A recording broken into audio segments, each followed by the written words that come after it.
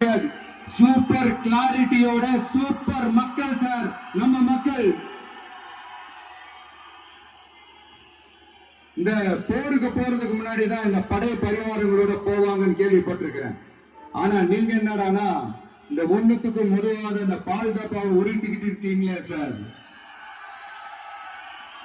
உண்மையிலே இந்த election எதுக்கான election சொல்லட்டுமா?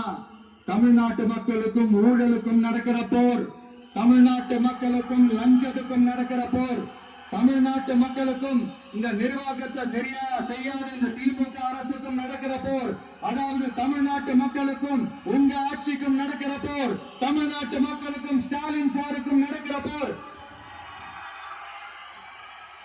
இன்னும் சுருக்கமா சொல்லுனா விஜய்க்கும் ஸ்டாலின் சாருக்கும் நடக்கிற போர்.